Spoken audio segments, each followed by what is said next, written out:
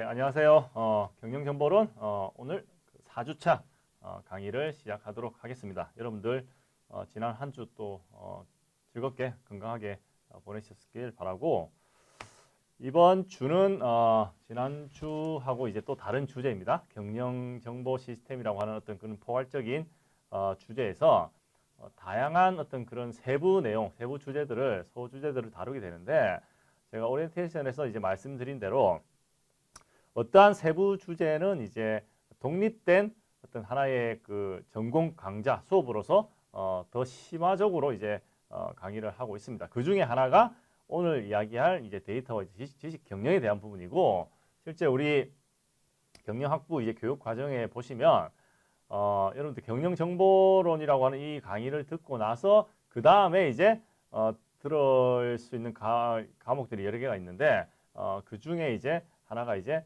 뭐 데이터베이스 입문이라고 하는 강의가 있고, 그 데이터베이스 입문 이후에 좀 더 이제 데이터 분석에 대해서 심화적으로 알고 싶으신 분들은 기업 데이터 분석이라고 하는 강좌가 또 따로 있습니다. 이제 그렇게 이제 순차적으로 수업을 여러분들 뭐 들으시면 기업 조직이 관리하는 그 데이터, 사용하는 데이터, 그 데이터를 어떻게 관리를 해야 되고, 그런 데이터를 어떻게 이제 분석을 하는지까지 이런 좀 포괄적인 지식들을 습득할 수 있는 그런 기회가 있을 거라고 생각하고, 오늘 그 첫 번째 데이터 지식 경영에서 첫 번째 소주제로 데이터 관리하기에 대한 부분, 이 데이터 관리하기라고 하는 말이 몇 글자로 지금 표현되어 있는데, 이 데이터 관리가 왜, 뭐 때문에 우리가 논의를 해야 되는 주제인지 그 이유에 대해서 한번 알아보도록 하고, 이 데이터 관리가 뭐 결론적으로 이야기하면은 어렵습니다. 어렵기 때문에 우리가 어떤 기술의, 정보 기술의 도움을 받아서 데이터를 관리하게 되는데, 그 데이터를 관리하기 위한 정보 기술 도움을 받는 것 중에서 하드웨어, 소프트웨어도 뭐 다 포함되지만, 그 중에 하나가 여기 나와 있는 데이터베이스 어프로치 해서, 데이터베이스에 대해서 여러분들 이야기할 때 보통은 DB라고 쓰면 데이터베이스 뭐 약자로 표현을 하고, 보통 이제 그림으로 표현을 하면 이렇게 원통을 표현합니다. 원통이 우리가 이제 정보 기술 분야에서 이제 뭐 도식화 시키고 할 때 데이터베이스를 보통 이제 의미를 하거든요. 이 두 가지에 대해서 이야기를 할 거고, 오늘 강의를 통해서 여러분들은 먼저 데이터 관리라고 하는 개념이 좀 더 포괄적으로 넘어가서 이제 거버넌스라는 이제 표현을 쓰게 되는데, 데이터 거버넌스를 사용해서 데이터를 관리하는 어떤 최근 그런 그 추세에 대해서 알아보고, 그 다음에 이제 주요한 부분 중에 하나가 관계형 데이터베이스에서, 관계형이 영어로 하면 이제 relation입니다. relation.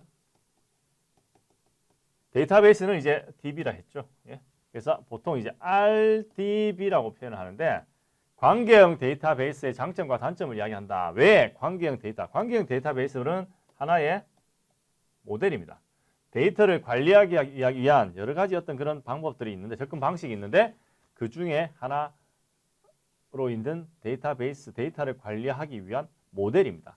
왜 관계형 데이터베이스만 보냐?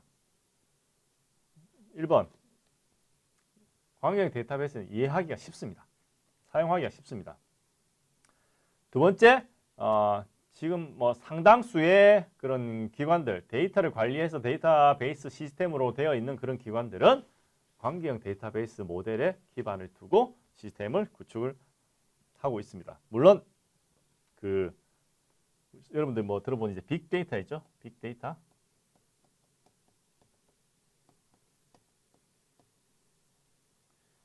자, 빅데이터로 가면은 이제 관계형 데이터베이스 말고 이제 좀 더 고급 이제 형태로 이제 가야 됩니다. 이 부분도 나중에 이제 이야기하는 기회가 있을 겁니다. 자, 데이터 관리가 어렵다. 데이터 관리의 어려움과 데이터 거버넌스, 이 두 가지.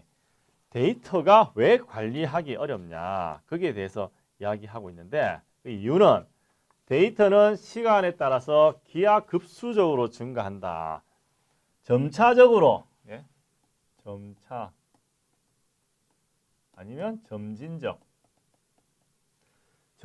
점차적 증가는 그래프상으로 그리면 만만하게 증가하죠. 그러면 우리가 따라갈 수가 있습니다. 여러분들 그 왜 등산을 할 때도 그 경사가 완만하면 뭐 엄청나게 힘든 것을 점진적으로 느끼지 한 번에 느끼지 않거든요. 그러면 뭐 이렇게 걸어가다가 이 시점 되면은 여기에 또 적응해가지고 또 가게 됩니다. 그런데 내 코앞에 바로 이런 경사가 있어요. 아니면 이런 경사가 있습니다. 이걸 어떻게 올라가지? 그런 생각부터 들죠. 데이터는 이렇게 점진적이지 않고 기하급수적으로 증가한다는 거죠. 거기에 공헌을 한 여러 가지 이유가 있는데 그 중에 하나가 다수의 출처다. 지금 뭐 데이터라고 하는 게 여러분들 한번 생각해 보시면 어째 보면 우리가 살고 있는 그 환경 자체가 데이터를 수집을 하고 있는 환경 안에 있다 보시면 되는데 뭐 조금 공상과학 영화로 들어가면 여러분들이 왜 매트릭스 이런 영화 이제 보신 분 아시겠지만 어째 보면 인간이 컴퓨터 속에 들어가 있는 그런 환경일 수도 있습니다. 우리가 뭐 도로를 걸으면 곳곳에 CCTV라고 하는 어떤 그런 그 보안용 그 카메라, 감시 카메라 다 녹화를 하고 있죠. 그 다음에 도로에는 그 교통 법규를 어기는 그런 것을 이제 그런 이제 그 차량을 이제 잡는 그런 센서가 달린 뭐 그런 그 카메라부터 예? 그 건널목에 보면은 또 이제 사람들의 어떤 뭐 인식할 수 있는 그런 장치들, 그 다음에 달리는 자동차, 심지어 버스에 달려 있는 카메라를 통해서 불법 주정차도 다 잡을 수 있고 사고도 다 잡을 수도 있고, 네? 그 다음에 지나가는 사람들 스마트폰에 어떤 여러 가지 음성, 이미지 다 녹화를 할 수 있는 그런 장치들이 다 있습니다. 그 다음에 인터넷, 웹이라고 하는 어떤 그러한 그 네트워크 때문에 엄청나게 많은 데이터가 매분 매초 발생을 하고 있는 거죠. 예를 들어서 전 세계에 어떤 수백만 명의 고객을 지원하고 있는 그 올마트 있죠. 올마트 유통업체, 대형 유통업체 같은 경우는 여러분들 뭐 데이터가 킬로바이트, 메가바이트, 기가바이트, 테라바이트, 그다음에 페타바이트, 그다음 뭐 제타바이트 막 이렇게 넘어갑니다. 여러분들 우리 그 파일 사이즈를 표현할 때 쓰죠. 월마트 같은 대형 유통업체는 여기 페타바이트에 육박하는 데이터를 관리를 하고 있습니다. 그럼 페타바이트가 얼마큼 되냐? 요즘 제가 최근에 이야기했는데 최근에 제가 2테라바이트, 2T짜리 외장 하드를 하나 구매했거든요. 그 전에 500기가바이트짜리 외장 하드를 15년 동안 썼습니다. 문서만 저장하는데 거의 다 차서 2테라바이트를 샀습니다. 자, 페타바이트는 1000테라바이트의 사이즈인데 이게 1조 바이트입니다. 1조 바이트. 엄청난 이제 양이라고 보시면 되겠죠. 그 다음에 이 데이터가 문제가 뭐냐면 다수의 출처로부터 막 흩어져 있다는 거죠. 예? 그래서 우리가 데이터가 한 곳에서 나오면 그쪽만 잘 관리를 하면 되는데 여러 곳에 있다 보니까 관리가 점점 더 어려워진다는 거죠. 그 다음에 데이터 보안, 품질, 무결성, 정부 규제 이런 것들이 계속 바뀌다 보니까 데이터 관리가 점점 더 어려워지고 있다. 다수의 출처 관련해서는 데이터가 뭐 내부 출처, 개인적 출처, 외부 출처, 예? 데이터가 기업 내부에서 기업 데이터베이스나 뭐 기업 내부에서 생성되는 뭐 여러 가지 서류들 전부 다 데이터입니다. 아니면 사무실에 있는 어떤 그 직원들이 컴퓨터상에서 뭐 문서 작업을 하죠. 다 데이터입니다. 데이터. 그 다음에 개인적 출처, 뭐 개인의 사고, 의견, 경험 이런 것들. 외부 상업 데이터베이스나 정부 보고서, 기업 웹사이트들 뭐 이런 것들이 모든 뭐 내 외부를 가리지 않고 데이터는 계속 발생하고 있고 그래서 지금 우리가 사용하고 있는 인터넷이라는 거 있죠. 정보의 바다다. 정보의 바다. 정보 즉 데이터입니다. 인터넷에서 말 그대로 여러분들 뭐 생각하는 거 있으면 뭐 검색하면은 뭐 웬만한 것도 다 찾을 수 있죠. 요즘은 그래서 너 할 줄 아냐 물어보는 게 아니라 왜 안 하냐? 그렇게 물어보는 게 맞습니다. 어떤 걸 너 할 줄 아냐? 모른다. 그런 대답은 없거든요. 모르면 인터넷 찾아보면 다 나오기 때문에. 그런 데이터가 어디인가 다 저장되어 있다는 거죠. 인터넷 상에서 너무 좋지 않은 데이터도 많다 보니까 웹이라는 걸 처음 창시한 사람이 뭐 여러 가지 의견이 있지만 우리가 보통 팀 버너드 리라고 하는데 이거 뭐 영어인데 제가 한글로 적어서 약간 좀 표현이 이상할 수 있는데 팀 버너드 리라고 하는 사람인데 그 사람이 최근에 지금 인터넷 웹에 있는 그 소위 말해서 이제 그 너무 오염돼 있어가지고 너무 이제 안 좋은 데이터가 많이 있어서 이 지금 현재 웹이라는 것을 한번 다 소위 말해서 이제 갈아엎을 때가 됐다. 이제 그런 이야기도 하기는 했습니다. 데이터 거버넌스 관련해서 데이터 거버넌스는 그 개념이 기업 전체에 걸쳐 정보를 관리하는 접근 방법이다 해서 뭐 이런 데이터가 질서 있고 균일한 방법으로 이제 처리되도록 특정 규칙이나 기업 절차를 명시한다 하는 그런 어떤 포괄적 개념의 의미입니다. 거버넌스라고 하는 것 그 자체가 데이터 말고 앞에다 만약에 IT 거버넌스 하면은 조직의 특정 시스템을 이야기하는 게 아니라 그 시스템과 연관되어 있는 조직 전반적인 시스템을 포괄적으로 이제 관리한다 그런 개념이죠. 거버넌스라는 개념이 뭐 그런 의미입니다. 데이터 거버넌스를 적용하는 한 전략이 데이터 거버넌스의 전략 중 하나가 마스터 데이터 관리입니다. 여기 같이 이어지는데 마스터 데이터 관리는 모든 정보 시스템에 적용되는 절차로서 기업이 데이터를 저장하고 보관하고 교환하고 동기화해서 일관적이고 정확하고 어떤 시간을 엄수하는 단 하나의 어떤 핵심 데이터라고 보시면 되겠어요. 핵심 데이터를 관리하는 거.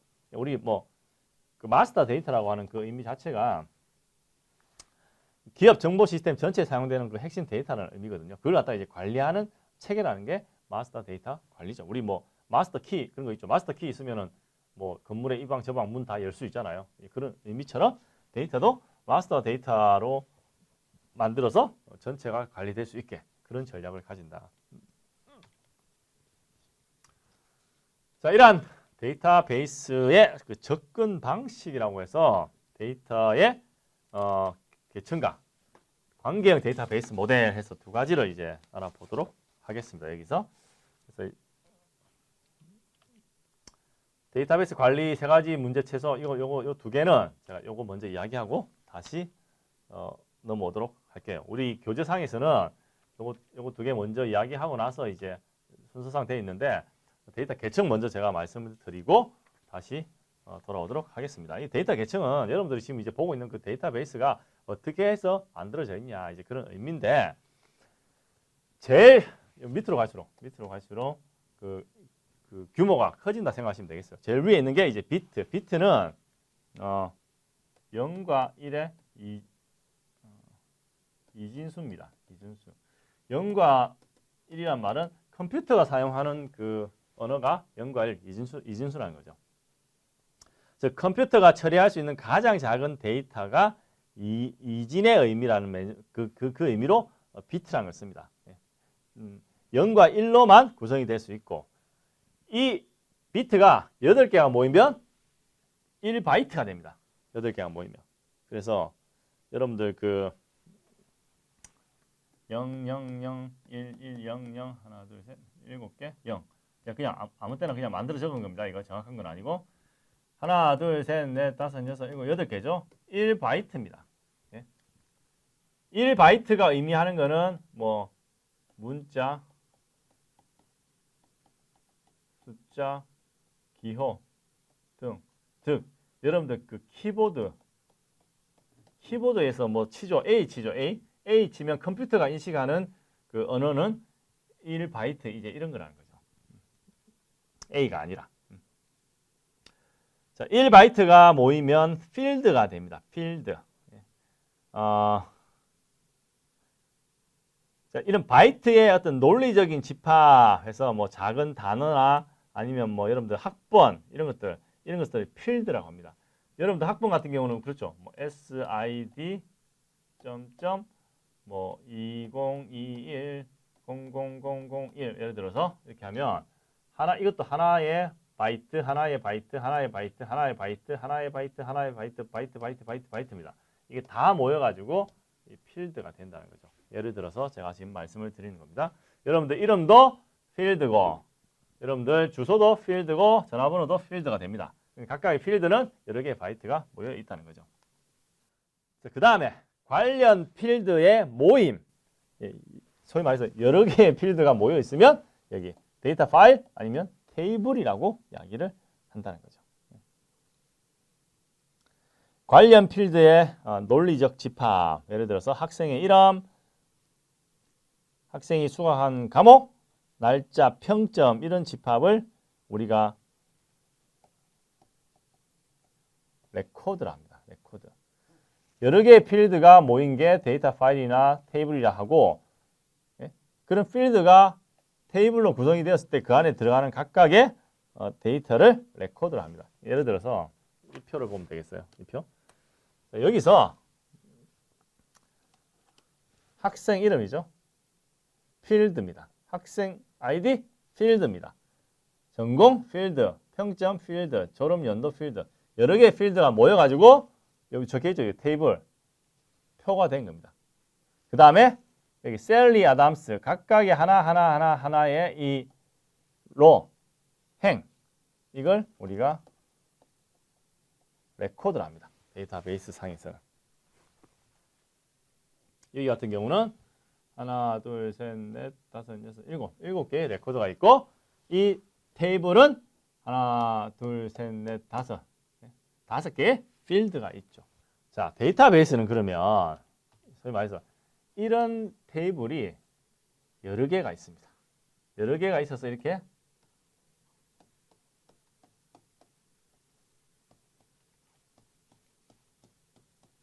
서로 연결되어 있습니다.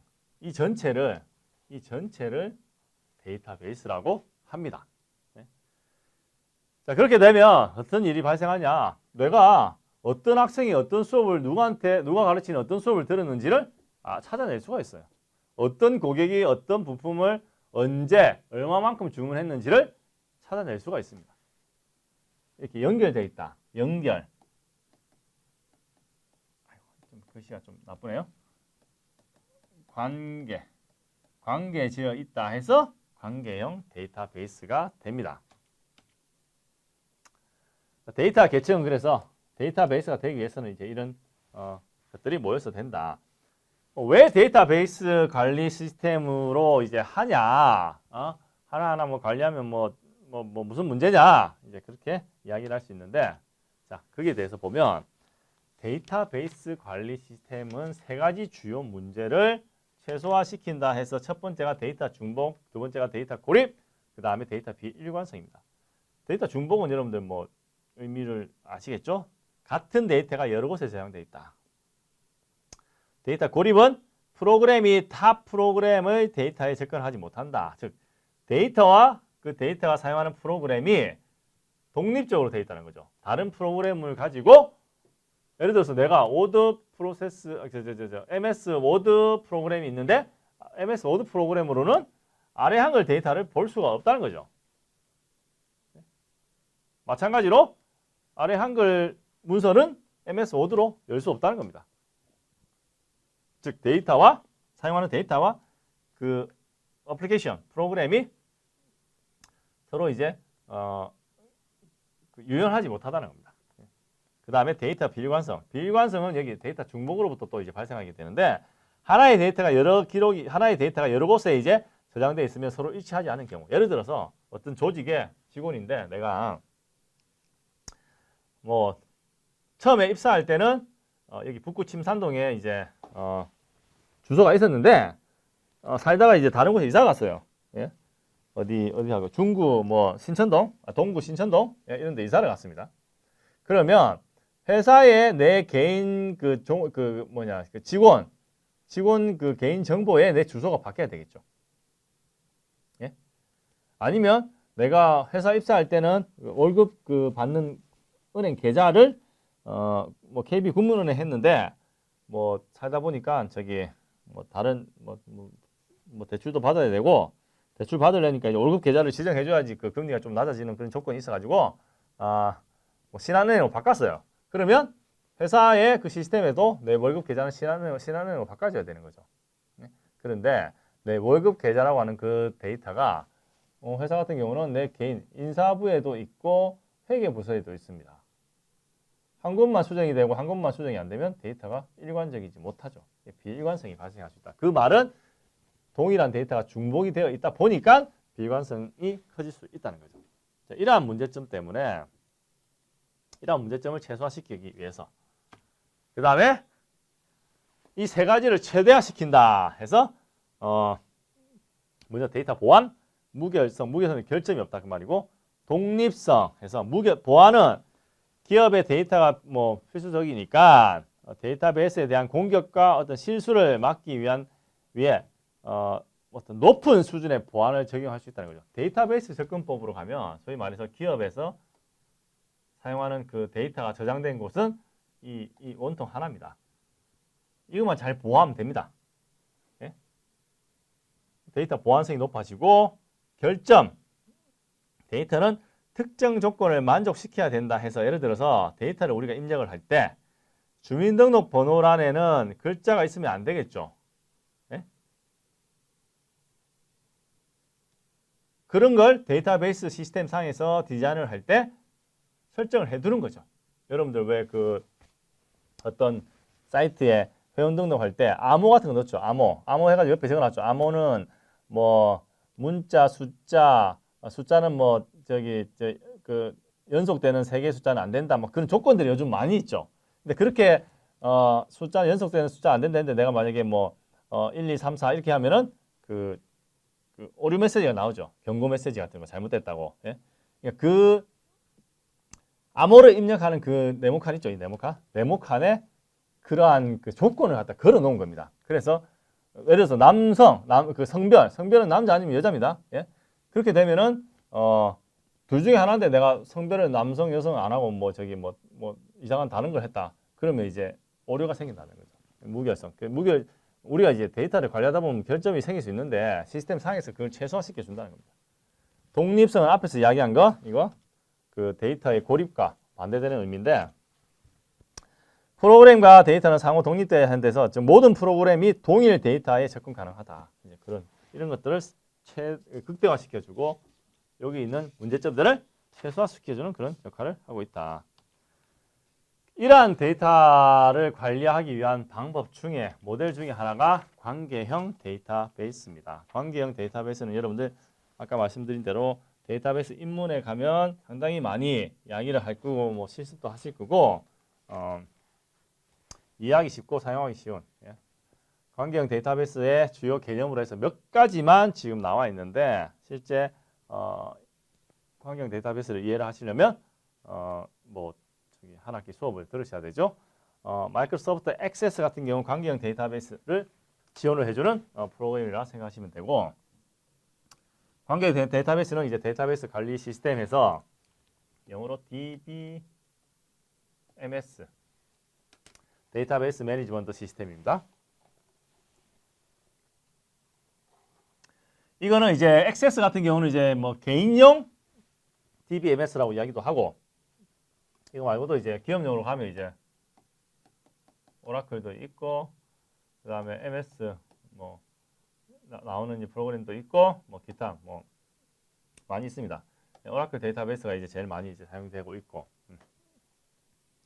관계형 데이터베이스도 여러분들이 만약에 그 액세스 써가지고 뭐 조그만한 뭐 온라인 쇼핑몰 만들었다 그러면 이제 그쪽에 연결시켜가지고 활용을 할 수도 있습니다. 자, 관계형 데이터베이스는 2차원적인 표의 개념, 즉 표는 뭡니까? 이 표죠. 표는 행과 열로 구성된 2차원적인 구조입니다. 이게 이제 3차원으로 넘어가면 이제 뭐 이렇게 나오죠. 이런 식으로 입체감이 생기죠. 예. 이거는 이제 좀 더 고급 데이터베이스 모델입니다. 뒤에 가면 또 이야기를 할 건데 관계형 데이터베이스는 2차원 이차원적 구조로서 내가 지금 여기 딱 보고 있는 여기 있는 것도 예를 들어서 여기 x 뭐 o 세모 내가 보는 데이터가 내가 다 얻는 겁니다. 그게 다고. 자, 이란 그 용어인데 용어 개체 엔티티라고 하는 거는 이겁니다. 이 테이블이죠. 테이블을 데이터베이스 모델에서 우리가 개체라고 합니다. 엔티티. 정보가 수집되고 보관되고 있는 대상, 즉 조직이 정보를 수집하고 보관하고 해야 되는 것을 필요로 느끼는 그 대상이 사람일 수도 있고 물건일 수도 있고 과정일 수도 있습니다. 학교 같은 경우는 학생, 사람으로서 하나의 개체입니다. 학교에 여러분들 학생 데이터들 다 가지고 있어요. 그 다음에 교과목, 수업에 대한 부분이죠. 그 데이터 다 가지고 있습니다. 그 두 개 연결시켜서 관계 데이터베이스 모델 만들면 어느 학생이 어느 수업 들었는지 그런 것들을 찾을 수 있다는 거죠. 그 다음에 인스턴스는 이 데이터베이스에서 의미입니다. 인스턴스, 개체들 중 특정 개체를 말한다. 즉 학생 개체의 인스턴스는 특정 학생이 된다. 예를 들어서 여러분이 학생 데이터베이스에 여러분들 같은 경우 이제 학생 데이터베이스에 하나의 인스턴스가 된다는 거죠. 학생은 왜냐하면 그 개체 여기 있나 엔티티 그룹이라 해가지고 학생은 뭐 대학원생도 있고 학부생도 있고 그 다음에 풀타임 학생도 있고 파트타임 학생도 있고 휴학생도 있고 뭐 다양합니다. 나누면. 근데 일반적인 학생들은 학생 개체의 하나의 인스턴스, 즉 종류가 될 수 있다는 거죠. 그런 의미고, 속성은 이 개체를 설명해주는 특성입니다. 학생이라고 하는 개체를 설명해주는 특성은 뭡니까? 이름, 학번, 주소 뭐 이런 것들 그런 게 포함되고, 속성 중에서 주로 사용되는 속성을 주요키 아니면 주키랍니다. 주키. 학생이라고 하는 개체의 주키 속성은 보통은 이제 학번입니다. 학번. 학번은 동일한 학번을 가지고 있는 학생은 아무도 없거든요. 학번은 어떠한 그 학생을 유일하게 식별하는 데 사용될 수 있어야 됩니다. 즉 주키는. 그 학생인 경우는 학번이고. 여러분들 병원 가죠? 병원 가면 환자 번호가 다 있습니다. 환자 번호고. 책 사죠, 책? 책이라고 하는 개체의 주요 키가 되는 속성은 뭡니까? 뒤에 보면 ISBN이라는 번호가 있는데 ISBN입니다. 그 다음에 foreign key, 2차 키 뭐 이런 것들 뭐 여러 종류의 키가 있는데 이 foreign key가 그 개체와 개체, 즉 테이블, 여기 나와 있는 이 테이블과 테이블을 연결시켜주는 역할을 합니다. foreign key의 그 외래키죠. 외래키의 그 정의를 이야기를 하면 다른 테이블의 행을 유일하게 확인하는 하나의 테이블에서 필드다. 다른 말로 할게요. 다른 말로. 더 쉬운 말로. 이 테이블 같은 경우는 주키, 주요 키가 학생 아이디입니다. 예? 그러니까 foreign key는 한 테이블에서 주요 키, 주키가 되는 그 여기 이 속성이죠. 속성이 이 테이블에서는 그냥 일반 속성으로 있는 거. 여기도 여기로 할게요. 여기도 아이디가 있을 겁니다. 그래서 이 아이디와 이 아이디가 같은 정보죠. 이 두 개가 연결시켜주는 매체가 되는 겁니다. 그러니까 주키, foreign key 되게 중요한 요소들이죠. 이렇게 해서 이제 연결시켜서 관계를 만든다는 거죠.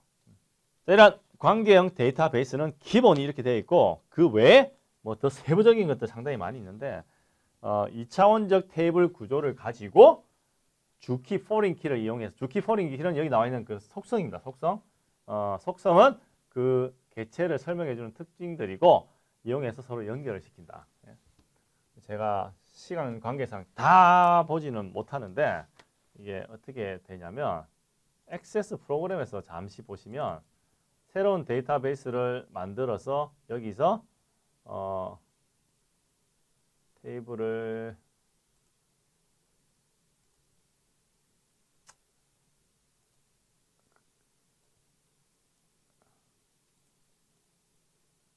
여기 더하기 학생.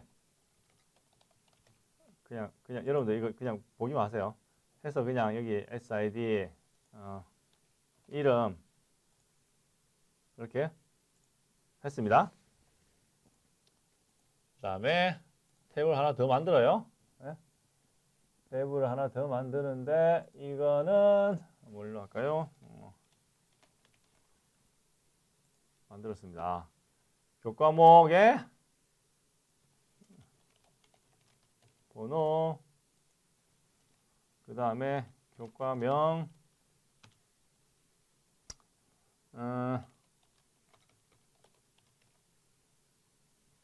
아이디 그냥 아이디 돼 있었나요? 아이디는 숫자 저장. 여기 키 보이죠? 키. 이게 이제 주키가 되는 속성이다. 그 말입니다. 학생 같은 경우는 디자인 보기 가면 아이디에 주키가 있죠. 주키가 되는 속성. 뭐 이런 테이블을 여러 개를 만듭니다. 여기 보면 테이블 지금 2개 만들어 놨는데 여러 개를 만들어 가지고 관계 여기 테이블 2개 추가하면 이렇게 만든 테이블 나오죠. 여기 아이디 이렇게 연결시킵니다.